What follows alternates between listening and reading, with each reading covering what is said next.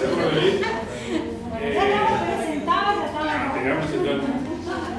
Para mí es un día de mucha alegría por poder estar junto con Lizzy, porque con la doctora Pase, porque si bien nos empezamos a frecuentar ya de grande, bueno, él es hijo de mi compañero, de facultad. o sea que puede ser mi hijo. Pero la verdad que bueno, cursamos juntos un doctorado, un posgrado que se hizo en la UNE, y la verdad que nació una amistad realmente extraordinaria, y para mí es un placer enorme poder tenerla a ella acá con nosotros, y además por su generosidad, porque bueno, como todos nosotros estamos actuando a honor, así que la generosidad de ella poder venir y colaborar también. La doctora Pase, para que sepamos, no solo que bueno, es abogada, fue profesora de Derecho Penal mucho tiempo, profesora de Metodología de la Ciencia, fue defensora federal durante muchísimo tiempo, y en los momentos más difíciles de la dictadura, donde era muy difícil defender a la gente que estaba, la mayoría de las veces, recluida ilícitamente, entonces había que actuar, y donde ella, con su testimonio de vida, luchando contra la injusticia del sistema penal, fue la que actuó en defensa de mucha gente que realmente, entre otras personas, no sé si vos lo defendiste, pero estaba Vaquero, no sé por qué fue nuestro Vaquero, profesor. sí, no, yo no lo defendí, pero estuvo acá en la UCI. Con 17 años fue secuestrado por 16 años. el régimen, por los militares, y lo tuvieron preso en la UCI. Una pequeña digresión, me acuerdo yo siempre de Carneluti. Carneluti tiene un librito que se llama La miseria del proceso penal, y dice lo difícil que es la tarea del abogado, porque en realidad el abogado no tiene que juzgar a su cliente, y sobre todo el abogado penalista. El abogado penalista tiene que ponerse en el mismo lugar del acusado, que está y él le explica bien, en un lugar ahí abajo con todo el tribunal, que es prácticamente nadie, donde lo están condenando, y la tarea del abogado es garantizarle a esa persona que está acusado, aunque sea el peor de los criminales de la historia, que tenga un juicio justo y la posibilidad de defenderse. Y eso a veces no se entiende, sobre todo hoy en día, que donde los medios tienen el veredicto a minutos de haber ocurrido el hecho, en una total imprudencia. Pero además hay una cosa en sintonía con lo que vos decís. El otro día escuché, yo conozco a ese abogado muy prestigioso de Buenos Aires, y que dicen, pero ¿cómo fulano puede ser defensor de Mengano? Porque este Mengano es un señor delincuente. ¿Cómo este abogado de un prestigio extraordinario, cómo puede ser y por qué no? Si esa es nuestra función. Es no entender la función esa es del nuestra abogado. función. No importa. Porque aparte de prejuzgarle de antemano, por más que muchas circunstancias estén... Yo siempre miro esa película 12 hombres en pugna, y fíjense como todo hacía parecer que el tipo era recontra culpable, y si no fuera porque uno de los jurados, que era, creo que... El que empezó a meter la duda el y padre de Henry Fonda. Henry Fonda, el padre de la Fonda, empezó a cuestionarse algunas cosas, y esa es la tarea del abogado, no comprar lo que es obvio, sino que ver cuáles son las circunstancias, ver cuáles son las pruebas, y defender incluso a las personas que en principio lo usen como... Y bueno, y tenemos un testimonio de vida, porque ella se arriesgó su propia existencia defendiendo a mucha gente en momentos donde el poder estaba ejercido de forma arbitraria, ¿no es cierto? Y bueno, y un poquito entrando ya al tema de hoy, esto está enfocado para todos aquellos que queramos continuar con la investigación científica, sin entrar en el tema de la ciencia. Miles de cuestionamientos interesantes con respecto a la ciencia dura y la posibilidad de que exista ciencia en la ciencia teórica, en las disciplinas teóricas. El conocimiento científico tiene algunos requerimientos para poder ser validado, y entre ellos es que tiene que aplicar un método, y además tiene que ser aprobado por el Estado. Eso nos hablaba Zamaja tantas veces, no basta con que seamos investigadores y descubramos una verdad, sino que tenemos que tener ciertos cuidados con respecto al método o al camino que usamos para poder llegar a la verdad, para poder validarla, para poder contrastarla y para luego poder hacerla valer el Estado, digo, no el Estado estrictamente, sino la autoridad en la materia, ya sea la corporación científica de que se trate o quien tenga la palabra legal o válida para poder aprobar la garantía de conocimiento. Entonces, todos aquellos que querramos no quedarnos repitiendo lo que ya se sabe, sino tratar de encontrar nuevas respuestas, y sobre todo en ciencia jurídica necesitamos saber metodología. Y en eso la tenemos Alicia, que en eso consiste esta clase, así que la escuchamos con toda atención.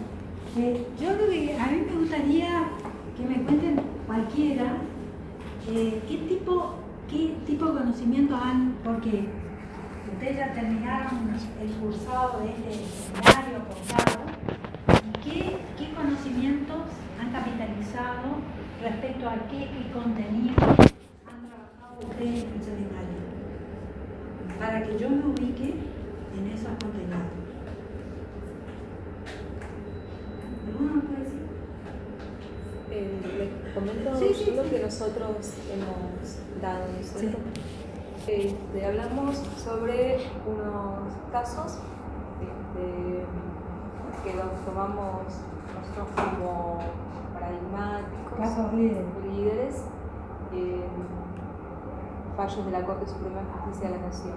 El caso Mendoza, de Chuelo Matanza, el caso Salas, de Salta, el caso Kersich sobre el agua en la provincia de Buenos Aires, y el caso Martínez sobre de las mineras en Catamarca. Bueno, por esas referencias que me das, ahí el caso era un instrumento para acceder a un tipo de contenido y a un tipo de argumentación, o sea, una base factual y una base argumental relativa a que me imagino ya medio ambiente. Sí, por el contenido ambiental, sí. Todo el problema ambiental ¿Y la problemática jurídica vinculada a la cuestión ambiental. Es eso. Y lo trabajaron desde casos. Hicieron estudios de casos. Estudios de casos, analizamos los considerando de los casos, comparamos unos con otros. Bien. Vimos los criterios que se usaban, cuál fue la evolución de la Corte, la normativa vigente. Están en lo más moderno, lo más moderno. El estudio de casos. Surgieron nuevos interrogantes. Claro, bueno, porque el estudio de casos hoy en día en materia jurídica es uno de los modos de investigar más interesantes, más ricos, ¿no? Que no necesariamente tiene que ser un caso jurisprudencial, puede ser un caso que no haya llegado todavía a esos niveles institucionales, pero que exhibe una problemática socioambiental perceptible y que es digna de hacer un trabajo científico sobre eso. Yo voy a hacer una pequeña síntesis para que ustedes traten de imaginar o representarse lo que yo les voy a ir diciendo, porque estos van a ser los procesos por los cuales ustedes seguramente ya han pasado cuando trabajaron los casos y que los van a volver a pasar ahora cuando hagan su trabajo final. Yo ahora los voy a entrenar e instruir, digamos, en la estructura del trabajo con el que ustedes tienen que aplicar a estos seminarios, ¿no es cierto? Antes que siga, lo que ella está diciendo, no sé si lo captaron bien, es que para el trabajo no hace falta que elijamos uno de estos fallos que analizamos en el seminario, sino que pueden buscar otro fallo que no sea por ahí un leading case o un caso muy conocido, pero que tenga sí una materia rica de poder ser analizada y ahí eventualmente ver qué diálogo hay con los otros fallos que vimos o qué intercontexto puede haber. Vamos a los cuatro modos en que nosotros fijamos el conocimiento. O por lo menos lo que podríamos decir, bueno, yo creo esto, ¿no? Yo podría decir, bueno, yo creo que el fuego lesiona o produce calor Y lo creo porque lo percibo así, porque acerco el dedo a la llama y me da calor, y si alguna vez toco la llama me produjo una ampolla y me quemo.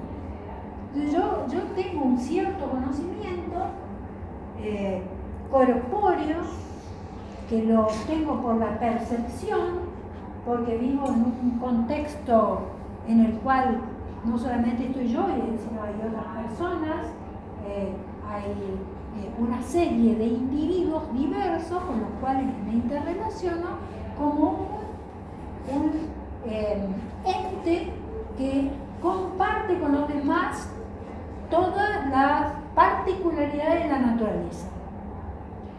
Pero tengo ciertos niveles que me vuelven diferente, por ejemplo, a un mono, del cual tenemos una carga genética casi al 98%, en que el mono también tiene percepción, yo también tengo percepción. Pero la percepción me lleva a un conocimiento de lo inmediato, en activo, que está puesto, bueno, pongo el dedo en la acción, me quemó, y de ahí no avanzo más. Cuando históricamente, o sea, desde una mirada histórico-antropológica, el hombre entra a salir de la horda donde la percepción y ese conocimiento en activo que tenía le permitía sobrevivir, cuando empieza a conformarse el grupo como grupo social, que es cuando aparece la norma, y la norma se introyecta. Hay un libro de Freud, sí, Totem y Tabú, que es muy interesante, que explica, es una explicación psicoanalítica, pero da una explicación posible de qué pasó con el hombre cuando sale de la horda y pasa a conformar grupos sociales, donde no solamente toma conciencia de sí mismo, sino que organiza su pensamiento y su actividad en base a normas. Ahí se empiezan a generar cierto tipo de conflictos derivados de un modo de interactuar, de interacción, que ya no estaba condicionado exclusivamente con lo físico, digamos, que ustedes lo entiendan, porque ahí apareció la cultura. Entonces aparecen ciertos tipos de conflictos y en los cuales empiezan a confrontar si el fuego quema o no quema, si produce calor, lesiona o no lesiona. En esa primera etapa, todavía con un grado de inmadurez en su desarrollo de conocimiento por parte del hombre, ¿quién me ayuda a mí, individuo que pertenece a un grupo, a pensar o decidir si esto es así o no es así, o lo que yo creo es correcto o no respecto a mi interacción con los demás y con la naturaleza? Lo primero que aparece es la autoridad. Fíjense, todavía hay antropólogos que están trabajando con tribus muy primitivas y lo que dice el chamán, eso es en lo que hay que creer. Vieron esas tribus que han descubierto hace poco en Brasil, muy primitivas, muy ligadas a la naturaleza, a la tierra, totalmente sin contacto con otra cultura, y la organización social estaba determinada de esa forma. O sea, había todo un sistema que venía de la autoridad. Esto es blanco porque la autoridad lo establece. Y la autoridad no era exclusivamente el chamán, yo lo hago una especie de metáfora, pero en realidad la autoridad venía de alguna manera del grupo, en el cual estaba encarnada esa autoridad en el brujo, en el chamán, o como quieran. ¿Se entiende esto? Nosotros permanentemente estamos haciendo estas cosas, no nos damos cuenta. Por ejemplo, el peso de la iglesia tiene esa función. Se cree porque el Papa lo dijo, pero se cree desde la fe. Y por ahí hay cosas que percibimos y aparece esta primera forma de organización que es la intuición. No, pero esto no está bien. Porque no sé por qué no está bien, pero acá hay algo que no me cierra. ¿Estamos? Bueno, cuando ustedes van a hacer su trabajo, estos procesos van a empezar a funcionar. Cuando la cosa se complejiza y los conflictos ya pasan de el pequeño grupo humano socializado y ya empiezan a interrelacionarse con otros grupos y la masa crítica humana y los conflictos son mucho más complejos, ya el modo de conocimiento y de solución de ese tipo de complejos y de ver dónde pongo el pie para tener conocimientos más o menos sólidos que me permitan sobrevivir en esos contextos, la comunidad aparece como el gran soporte. ¿Por qué? Porque en la comunidad todo esto nos obliga a interactuar con los otros y no podemos estar matando todos unos a otros para decir, no, lo que es blanco es porque yo lo digo, entonces el otro me pega un hachazo, no, porque yo digo que no. Entonces aparece una función que es sumamente importante, que es trabajar con cierto nivel de abstracción y la reflexión. La reflexión que aparece en estos momentos como aquella necesaria para organizar el grupo. Organizar el grupo porque esto es una función de vida. Este tipo de conocimiento que se va a obtener a este nivel, con este tipo de organización, y que generalmente está vinculado a la reflexión y a la especulación reflexiva, o sea, a la filosofía, es cuando empieza el hombre a buscar un modo de conocer que por el momento la autoridad ya salió de la comunidad, ya no es la comunidad encarnada, el chamán, de la iglesia o lo que fuere la que fija esto es correcto, sino la razón. La razón. Porque ahí aparece la argumentación. ¿Por qué Aristóteles se peleaba tanto con los sofistas? Los sofistas eran unos grandes guitarreros. Y Aristóteles quería tener un pensamiento tan bien organizado que le garantizara el movimiento de la verdad. Por eso la verdad fue la gran cuestión.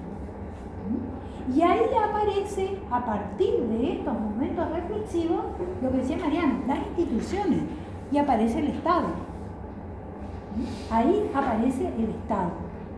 Y los grupos sociales se organizan sobre la base de las negociaciones y las reglas. Antes eran los tabús, ahora ya son las reglas. Y ese también es un modo de conocimiento que uno lo pone en práctica constantemente, sin darse cuenta, sin reflexionar, estoy operando en modo metafísico, porque no lo pensaba. Y por último, resulta que esto, ya la razón parecía demasiado omnipotente, hasta que aparecen algunos personajes muy interesantes que no tenían tanta confianza, y entonces dice, no, pero un momentito, vamos a ver si es verdad que el fuego quema. Voy a meter el dedo en la llama. O sea, voy a los hechos, voy a la realidad. ¿Se entiende? Voy a la realidad. Voy a qué me dicen los hechos. ¿Estamos? Entonces, ¿desde dónde voy a construir el conocimiento?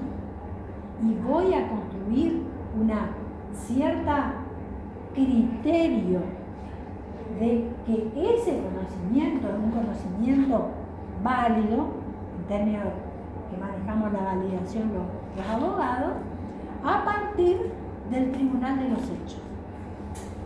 Entonces, todas nuestras reflexiones, todas nuestras viejas conjeturas de la filosofía, etcétera, empiezan a presentarse ante el tribunal de los hechos. ¿Para qué? Para ver si esas conjeturas se confirman o se corroboran o no. ¿Se entendió todo esto? Bueno, la tarea científica consiste en poner a prueba aquellas conjeturas que elaboramos, que no son traídas de los pelos, porque son conjeturas que son el producto de toda nuestra historia de conocimiento, nuestra historia cognitiva, y que en determinado campo temático, por ejemplo, el derecho ambiental, estuvimos trabajando y tenemos un conocimiento relativo a eso. Pero al estar trabajando en ese campo temático, seguramente a todos le deben haber surgido algunas ideas. Ideas que podemos problematizar. ¿Por qué? Porque si la tenemos clara, no tiene sentido. Entonces, esas ideas son como una especie de punta de lanza o esquema organizador que a nosotros nos lleva a interrogarnos respecto a determinadas cuestiones problemáticas de conocimiento relativas al campo temático del derecho ambiental que ustedes han estado trabajando. ¿No? Ustedes no han leído grandes textos, pero han leído fallos. Y acá, no sé si ustedes están más o menos al día con la teoría general del derecho, pero hay una corriente que es el realismo, el realismo jurídico, corriente teórica, que considera que el derecho está ahí, en los fallos. Hay otra que dice, el derecho es lo que dicen los jueces que es. ¿No? O sea, me parece sumamente interesante que lo hayan organizado así. Una, porque piensan la teoría. Ustedes saben, porque todos son abogados, que hay grandes tratados, grandes compendios, etcétera, que trabajan los temas, que son muy interesantes, etcétera, etcétera.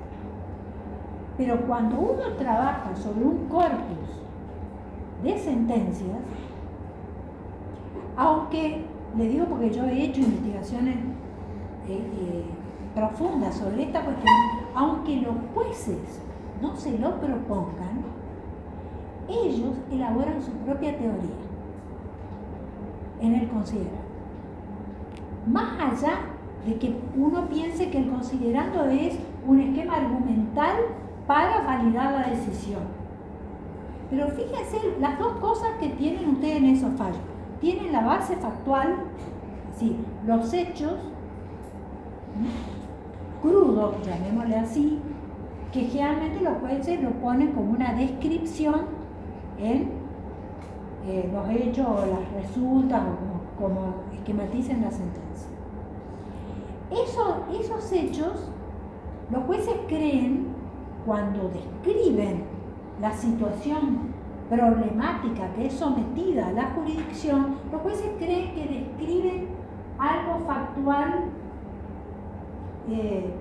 sin sentido, sin significado. Y no se dan cuenta que lo están organizando en función de lo que van a decir después. Porque a medida que el juez va, por ejemplo, supónganse un juicio penal, oral, a medida que el tribunal va escuchando la hipótesis del fiscal, la prueba, no digamos que llega a los alegatos, donde la defensa ya introduce otros argumentos, pero la hipótesis del fiscal, que el fiscal se propone corroborarlo, ¿no es cierto?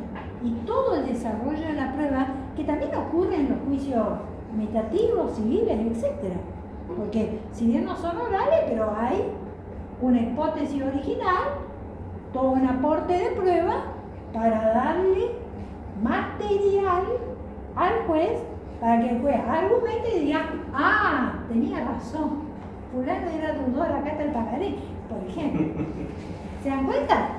Entonces, cuando toda esa base de hechos que ustedes leyeron, que describen el fenómeno como aconteció y que presenta los núcleos problemáticos ambientales, que es la preocupación que ustedes tienen, los jueces, cuando hacen ese relato, porque eso es un relato, el relato se organiza en función de ciertos esquemas normativos que esos jueces manejan.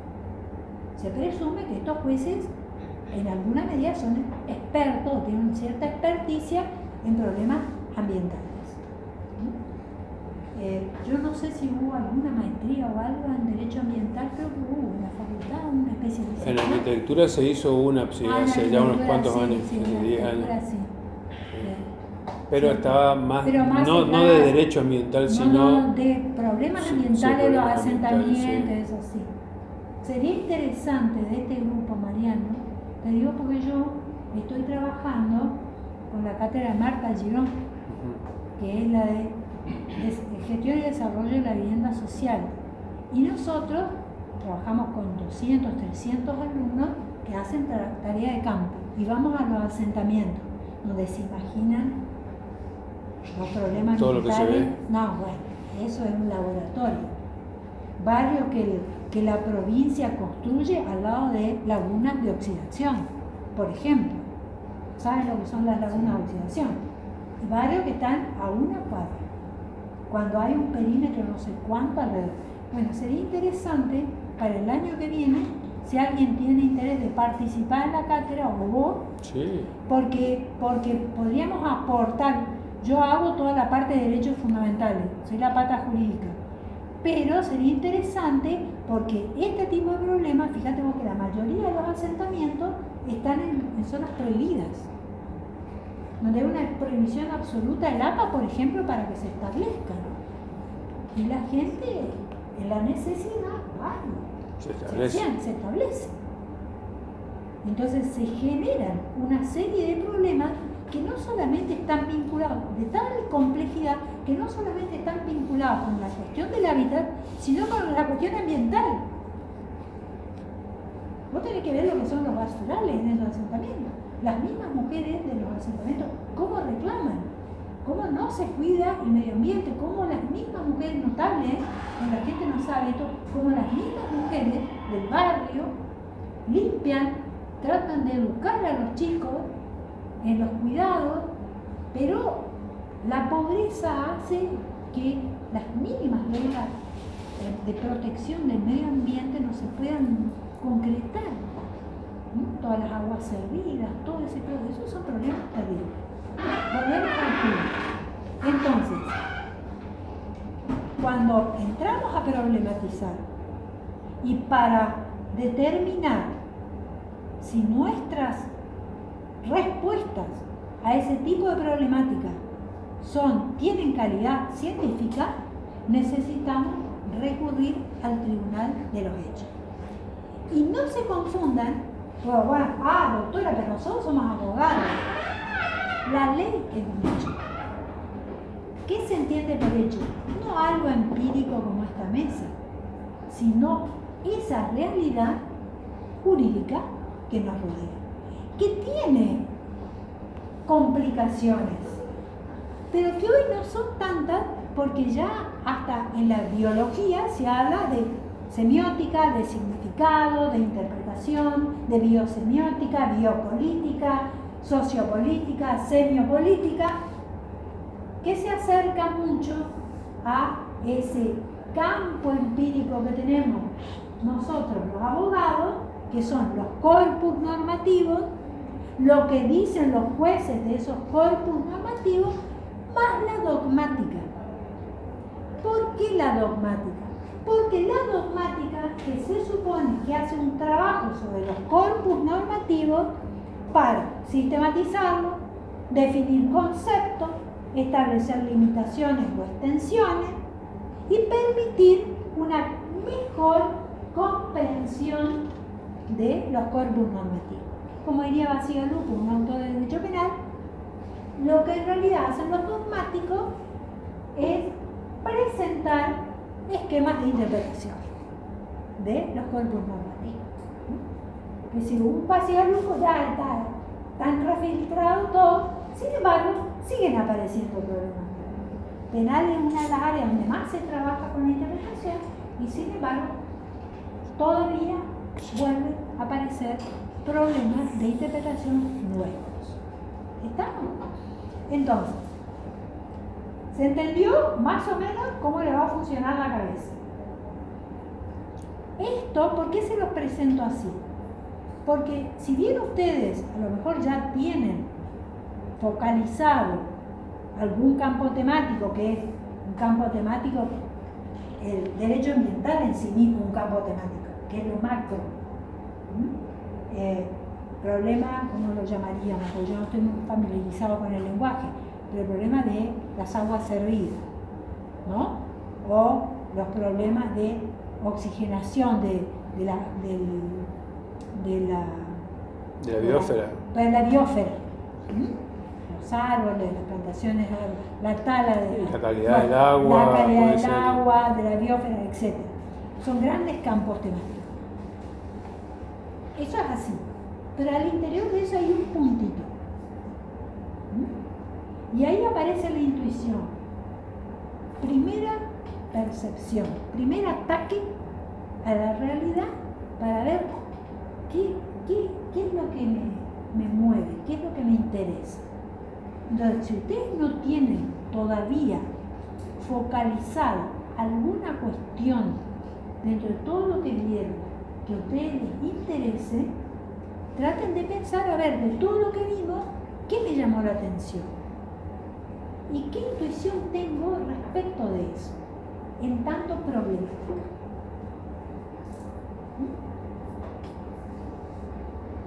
Olvídense de la autoridad, aunque va a aparecer la autoridad en los fallos.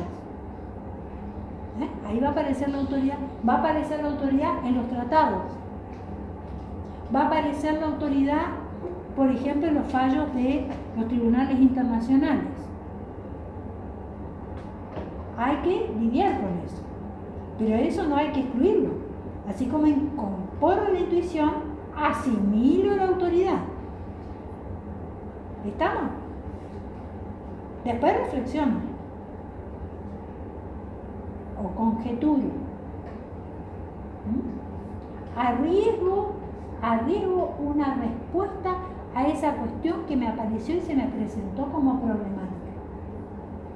Y conjeturo desde, aunque yo no lo crea, aunque no me di cuenta, conjeturo desde todo lo que leí, desde todo ese marco teórico que tengo, fruto de la lectura de la sentencia, y probablemente hayan leído bibliografía. Seguramente habrán leído bibliografía. Entonces, ahí tengo una cuestión problemática bien definida, consistente con el campo temático. Tengo una cierta conjetura acerca de una respuesta a esa problemática, siempre con contenido jurídico, porque es derecho ambiental, ¿no? Ustedes no son biólogos, por ejemplo, entonces el enfoque va a ser una mirada desde el punto de vista de la teoría del derecho, ¿no? Desde el punto de vista jurídico, digamos así.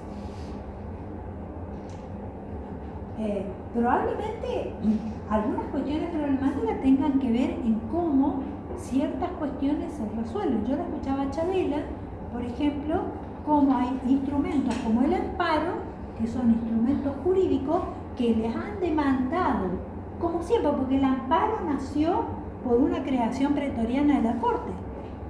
El amparo no estuvo legislado. El amparo fue una creación pretoriana de la Corte para dar una respuesta rápida a una cuestión que inevitablemente iba a ser sumamente lesiva si no se resolvía en un tiempo muy breve. Bueno, y ese tipo de cuestiones imagino que debe haber cantidades, y eso se puede focalizar. Y uno puede tener una respuesta. Ahora, ¿cómo valida esa respuesta? Puede validar esa respuesta y lo va a tener que hacer con argumentos, ¿no es cierto? ¿Cómo puedo yo decir, bueno, esto se corrobora? Bueno, nosotros, nuestras herramientas, nuestros materiales son los corpus normativos nacionales e internacionales, hay mucho en derecho internacional sobre esto, los corpus de sentencias, los casos líderes y no tan líderes, porque uno puede tomar muestras de sentencias de tribunales que se ocupan de esta temática y ver a ver en qué están. Y esos materiales, para el nivel que se les exige a ustedes, le van a servir de herramienta para ver a ver cómo vamos a construir el trabajo. Pero básicamente van a tener doctrina, teórico, teorías, van a tener fallos y van a tener problemáticas que ustedes identifican con alguna respuesta. La respuesta puede venir dada por una construcción argumental que ustedes puedan desarrollar a partir de las competencias que ustedes incorporaron en estos seminarios. ¿Estamos? ¿Se entendió esto? No es tan complejo, es simple. Acá lo fundamental es la idea. Como decía Balá, gestito de idea. Gestito de idea. La idea es fundamental. ¿Por qué? Porque la idea es organizadora. Acuérdense, se mueve en el campo temático, que es un gran campo referido a determinadas cuestiones que son identificables, que ustedes ya lo han visto, ya tienen una idea clara. Ahora, la idea, esa cuestioncita problemática que yo la pongo como una idea organizadora, es la que tengo que buscar. Si no la tienen, traten de hacerlo sin forzarse. Yo la recomendación que les doy es que relean lo que hicieron, repasen todo lo que se discutió y traten de meterse a hacer una introspección a ver qué me interesa a mí de todo esto. Y si encuentran una puntita, ¿por qué me interesa? Y formularse una serie de preguntas. Pero es un borrador, ¿no? Como parte del esquema de trabajo. Y les recomiendo que anoten. Ideas que se me ocurran, las anotan. Si no, hay un programa en la computadora que es OneNote, donde uno puede escribir en cualquier lado. Entonces, ponen un circulito, la idea, tira una fecha, ver fulano tal, el fallo tal, hablaba de algo de esto, y abajo. Y ahí van organizando las citas también que... Bueno, vamos a estos posgrados requieren lo que la CONEAU llama un trabajo integrador. ¿Por qué? Porque estos trabajos, que son de corte monográfico, ¿no? Tienen una estructura monográfica, tienden a integrar todas las competencias que ustedes obtuvieron en el curso del posgrado. ¿Estamos? ¿Estamos de acuerdo? Es así, ¿no es cierto? Perfecto. El trabajo final integrador, sí. Y así, tiene distintos nombres, Sí. pero la CONEAU le llama así, trabajo final integrado. Bueno, acá está un poco lo que yo les explicaba hoy. Esto yo te lo mando, Mario, y Sí, se lo pasas a ellos. El conocimiento, el dictamen de los hechos. ¿Qué quiere decir el dictamen de los hechos? Bueno, yo tengo que someter, en los procesos jurídicos sometemos los conflictos al tribunal de los hechos. Porque si no está aprobado, está bien que está el tribunal jurisdiccional, este tipo, 4 jueces, 5 jueces, la corte entera, que van a decidir. Pero necesitan de una base factual. E incluso en las cuestiones de pleno derecho, también se somete al dictamen de los hechos, porque ahí las cuestiones de puro derecho son corpus normativos, que son en sí mismos hechos, porque la producción de una ley es un hecho, aunque sea con característica jurídica, pero es en sí misma. La producción de la ley implica un hecho y es real. Ahí también se somete las opiniones al tribunal de los hechos, ¿no es cierto? Por eso pongo que tiene sus particularidades. ¿Por qué? Porque el material, estos hechos con comillas, a los cuales nosotros sometemos nuestros problemas de conocimiento, son corpus jurídicos. Hoy en día, la complejidad y la teoría de los sistemas complejos que se ha difundido, y la teoría de los sistemas, von Bertalanffy, etc., ya en derecho se está trabajando con la complejidad. Y ya en derecho, yo tengo amigos que hacen filosofía del derecho, que eran analíticos del lenguaje, Carlos Santiagonino, cerrados a que la problemática jurídica implicaba un análisis lingüístico del discurso del legislador, y hasta ahí llegamos. Hoy en día uno puede poner ciertas normas, sobre todo el derecho ambiental, en contexto, y aparecen una serie de condimentos que no son únicamente los cuerpos jurídicos. Porque si esos cuerpos jurídicos no lo ponemos en ese contexto, no entendemos nada. ¿Está claro? Por ejemplo, el asunto de las yungas ahí en Salta, que vienen con las doradas, ahora hay un conflicto enorme, porque están con las topadoras limpiando todo el monte. Ahora, eso tiene sentido en uno o en otro aspecto si yo lo pongo en el contexto de qué es la yunga, qué significa la yunga, qué problemas ecológicos produce el desmonte, qué enfermedades, ustedes saben que hay varias enfermedades que se generan a partir del desmonte, qué implicancias tiene eso para la desertificación del suelo. Entonces, ustedes ponen ese corpus normativo que exige un mínimo, porque ahora vieron que los campos, los ganaderos, tienen árboles por todos lados, porque no los pueden cortar. Un árbol que tiene de determinada característica, de determinada altura, tiene que respetarlo. La vaca come todo alrededor, pero el árbol no lo pueden bajar. Y ese es el problema que ahora se está suscitando con la agricultura intensiva, porque la agricultura voltea todo, tira abajo todo.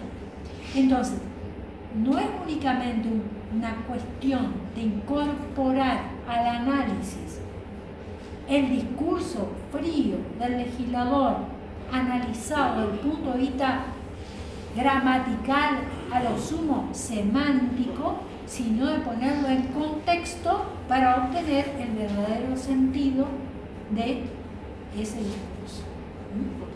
Bueno, en algún punto, uno de los temas normativos que permite esta flexibilidad es legislar a partir de principios.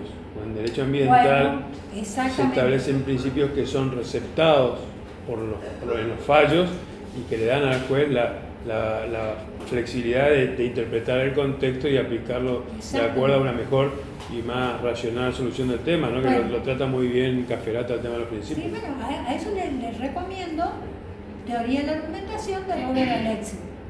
Robert Alexis es el que pone los principios, visibiliza con su tesis doctoral los principios. Principios como operativos, o sea, no como deseos o aspiraciones. Porque los amparos que se vuelven operativos, el principio.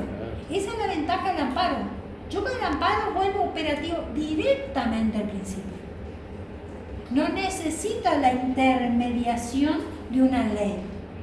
Y eso fue que muchos lo critican, pero eso es un poco lo que decía Chabela el otro día. Eso fue, que le digo, ella lo miraba desde su punto de vista de juez, pero yo que fui defensora en época que ni se hablaban de los principios, por la formación que yo tenía, los alemanes lo vienen trabajando años luz.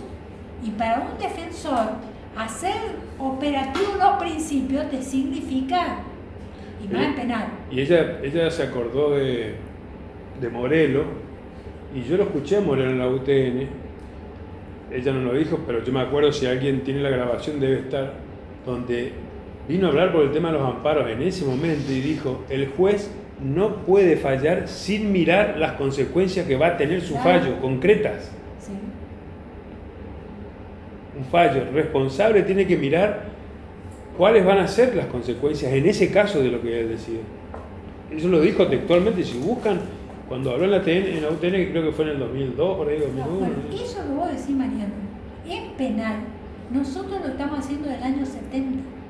Cuando se instauró el nuevo Código Procesal. No, esa es la doctrina alemana.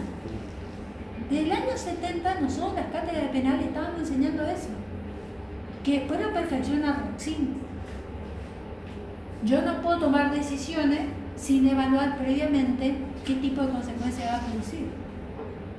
Por ejemplo, en penal, un sujeto que está resocializado y está comprobado que está resocializado, ¿qué sentido tiene que yo le aplique una pena resocializadora? Bueno, y el tema... Ahí está la consecuencia. Lo hace poca, porque lo manda. Otra vez a la fábrica de destrucción de personas que la cárcel. Y el tema de... Como está hoy en día. No digo, yo no soy un experto en derecho procesal penal, pero el nuevo Código Procesal Penal establece, por ejemplo, considerar la situación concreta de la persona del encartado, que por ejemplo, yo tuve un caso donde defendí a una persona que lo procesaron por homicidio culposo porque venía manejando, muere la mujer que venía con él y lo procesan a él. Y el castigo que recibe él al morir la mujer de por sí ya es tan fuerte que ahora puede ser evaluado. El derecho te habilita a que vos consideres eso como una parte de la condena que él está sufriendo. Claro, eso se llama pena naturalizada. Claro, Eso ya, hay elementos que... ahí receptaron en el código lo que había desarrollado teóricamente Jacob, por lo que se llama la pena natural. El tipo ya tuvo su pena. Más pena Entonces que lo seguís esa. castigando, Sí. puede haber tenido... Pena. Bueno, ahora está especialmente